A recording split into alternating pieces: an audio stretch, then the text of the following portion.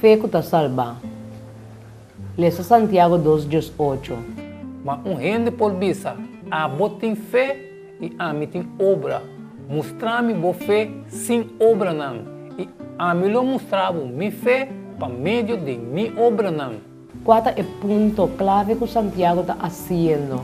Quando nós está mostrando fé dor de nos obra não? Santiago está usa uma técnica retórica comum caminha com oponente potencial está vindo delante.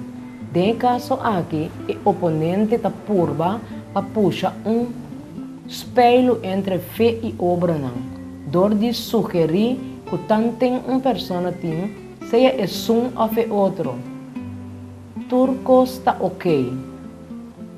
Pero ter é ponto que Santiago está trata na racita que o cristiano não pode esperar de estar salvar para fé se não tem obra não correspondente. Mostrar-me boa fé sem a obra não e a mim lo mostrava minha fé para meio de minha obra não. O ponto clave está que não te diz qualquer fé lo salva. Fé genuíno, fé que te salva, está caracterizar dor de bom obra não. Igualmente, obra não está solamente bom obra não, se não está original fora de fé. Fé e obra não está inseparável. Maneira é duas bandas de uma moneda. É não pode existir sem o outro. Mesmo com uma moneda. Uma banda está a cabeça e outro é rabo. Fé também promete e ora ei eta guia e caminha para a obra não correspondente. Considerar Pablo sua atitude para a obra não de Efésios 2:10 e Tessalonicenses 1:3 e 1 Timoteo 5:25 e Tito 2:4. Para sobra nossa obra de sua mão, criar em Cristo Jesus para bom obra não. Qual não Deus a preparar de antemano para nós cada não constantemente tendo em mente vossa obra de fé e trabalho de amor, firmeza, de esperança de nosso Senhor Jesus Cristo, tem a presença de nosso Deus e Tata. De mesma maneira também, obra não que é bom, assina evidente, e esse não que nota assina, não porque esconder. Sin embargo, sabendo que gente não pode justificar por meio de obra não de lei, mas de fé em Jesus Cristo. Nós também queremos em Cristo Jesus, para nós poder justificar por meio de fé em Cristo, e não por meio de obra não de lei. Como por meio de obra não de lei, nenhum gente não pode justificar. Para sobra, tudo isso não que de obra de lei, tá bom de maldição. Para sobra, tá para escrever.